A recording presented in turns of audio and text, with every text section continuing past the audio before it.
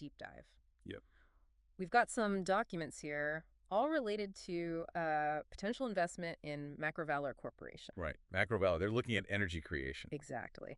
And our mission really is just to analyze these materials. We have personnel info, an investment agreement, and this report on a hydrogen discovery. Mm-hmm. The goal is to understand the opportunity around MacroValor, especially, their potential to become maybe a really major energy player using white hydrogen. It's like putting together pieces of a puzzle, isn't it?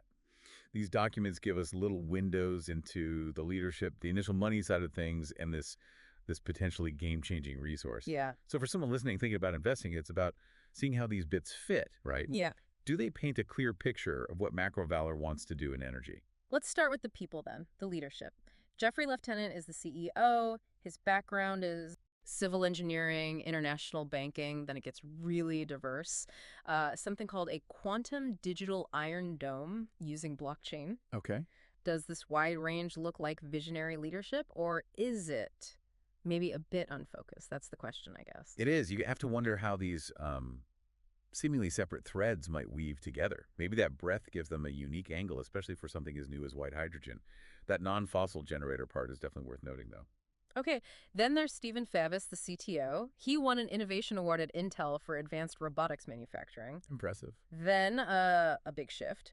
Army Rangers Special Operations focusing on directed energy weapons from satellites. Wow. Okay. And he's listed as the designer of a humanoid robot called Sephram, which was aimed at eliminating physical labor. So advanced robotics, high-tech defense, how does that connect to, digging up energy? Or specifically, white hydrogen? That's what I'm wondering. Well, maybe the advanced manufacturing side. Or directed energy often involves managing huge amounts of power, right? Perhaps that gives him some insight into the technical challenges of harnessing something like white hydrogen. Could be. And designing a complex robot shows serious engineering chops, I suppose. Definitely applicable skills, potentially. And the third leader is Amber Knight, the COO, background in operations, and also AI music production and distribution. AI music, that's different. Very modern skill set. So for a potential investor, how does operations and AI expertise fit into an energy company's success? Well, a good COO is vital, right? Especially if you plan to scale up. Managing AI music distribution probably involves complex logistics, using data effectively. Sure, makes sense. Those skills are super valuable for managing the growth of a big energy venture. Efficient operations, managing resources, distribution, all key if they want to be a major player. It's definitely a unique team at the top. Let's shift to the money side, the initial setup. Okay. We have this subscription agreement for a total offering of $2,700,000. This is for working interests in MacroValor. Right, working interests. So a direct stake in the operations. Yeah, and what's interesting is the investor listed is also Stephen Favis and Amber Knight. Oh, really? So the CTO and COO are putting in the initial capital? Seems like it. What does that signal, you think, them putting in such a significant amount personally? Well, it usually signals strong belief, doesn't it? Skin in the game. They're betting on their own venture. The agreement mentions a minimum subscription of $100,000 for what they call 0.4 unit. Okay. And for this full $2.7 million, Favis and Knight get a 65% working interest of the funds provided to MacroValor. 65%. That's a huge chunk for the initial investors. It really highlights that this is early stage, high risk, but potentially very high reward, right? Absolutely. So they secure a major piece of the potential upside. Now, how is that potential revenue actually shared? It's tiered. Ah, okay. How does it work? First month of production, it's split 50-50. Half to MacroValor, half to Purdy Oil LLC, who are listed as the operator. Okay, 50-50 initially. That makes sense maybe for a quick return. But after that first month, it shifts dramatically. MacroValor gets 25% and Purdy Oil gets 75%. Wow, quite a drop from MacroValor. 75% to the operator long term. Why do you think they'd structure it like that? Well, maybe it reflects the ongoing work, right? Purdy Oil is doing the day-to-day extraction, the operational heavy lifting that costs money and requires expertise. Yeah, that's common in these kinds of resource deals. The operator takes a larger share once production is steady to cover ongoing costs and their specialized role. The initial 50-50 probably helps MacroValor recoup upfront costs or just prove the concept quickly. And then looking inside MacroValor's share, that 25%, after month one, it's split again. 50% of that goes to Jeffrey Lieutenant, the CEO, and 50% to Steve Favis, the CTO. Okay, so an even split between the CEO and CTO for MacroValor's cuts. There's also a note about a 10% administrative fee. It's deducted from the investor returns before payout. Standard stuff. Covers overhead for managing the investment. But important for an investor to factor in, of course. It affects the net return. Definitely. Now let's talk control. Who calls the shots? Always a key question. Jeffrey Lieutenant, the CEO, holds a controlling 51% authority. That covers all operational matters, budgets, drilling decisions, disputes. 51%, so majority control. And it explicitly says he can override both Purdy Oil and Steve Favis if needed. Okay, so decisive power rests with him. In contrast, Steve Favis has 49% advisory rights. His recommendations are non-binding. Advisory.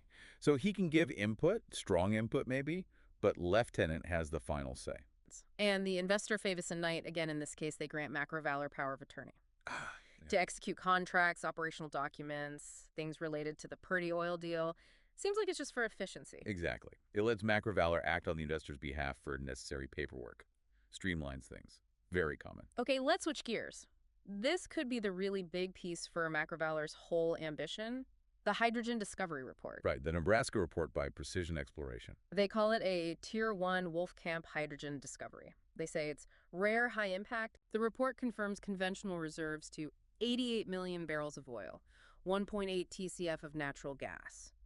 Big numbers there. Significant value just in the oil and gas. But the headline grabber, especially for MacroValor's potential future, is the white hydrogen in place. This is it. What's the number? An estimated 6.593 trillion cubic feet TCF, with recoverable hydrogen estimated at 3.297 TCF. 3.3 TCF recoverable. Yeah. That's an enormous amount of hydrogen, potentially enough to meet massive energy needs if they can actually get it out economically. But the report does say development plans TBD, to be determined. Right.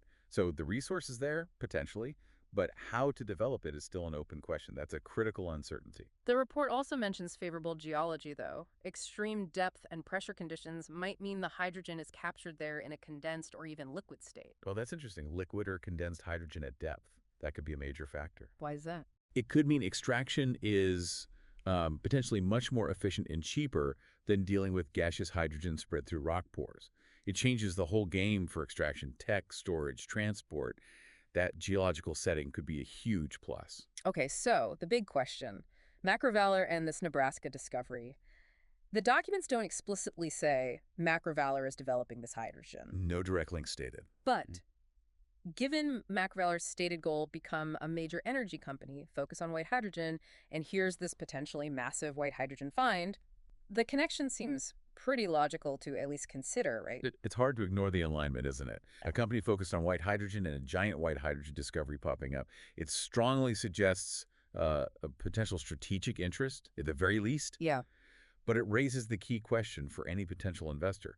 Does MacroValor actually have the tech, the plan, the partnerships to go after this specific resource?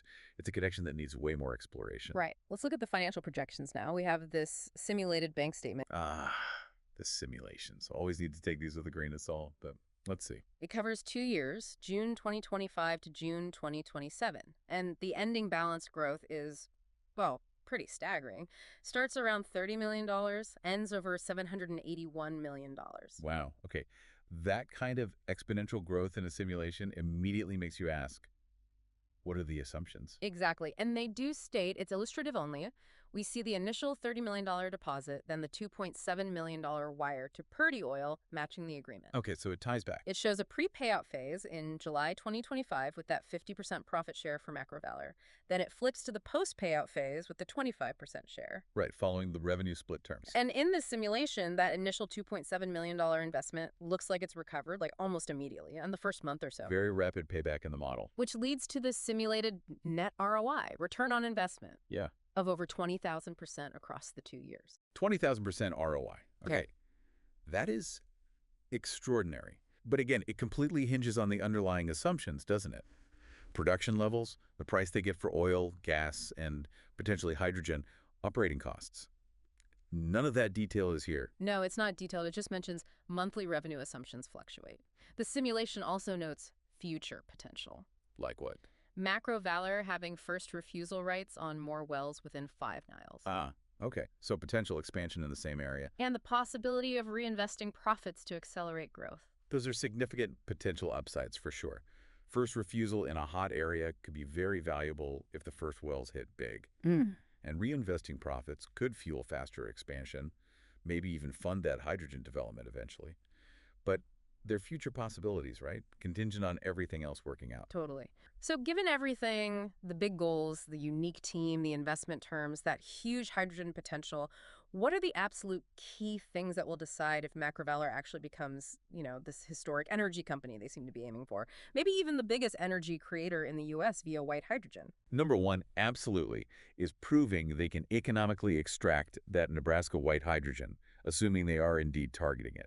That's paramount. Okay. And related to that, what's their actual strategy?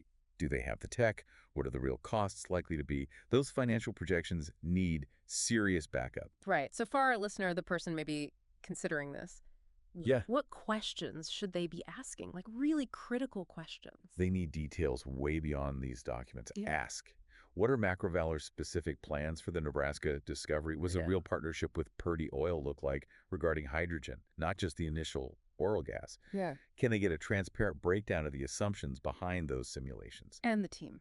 Yeah, how does that diverse leadership actually translate into tackling the specific tough challenges of developing a whole new energy source like white hydrogen? They need to articulate that connection clearly. Is it a strength or just different backgrounds? Some really crucial points there. This huge potential, but also some really significant unknowns. Thanks for unpacking all this with me. My pleasure. It's a fascinating scenario to analyze. And for you, our listener, we hope this breakdown gives you a good starting point as you look into these kinds of emerging, potentially transformative energy opportunities. There's always a lot to consider.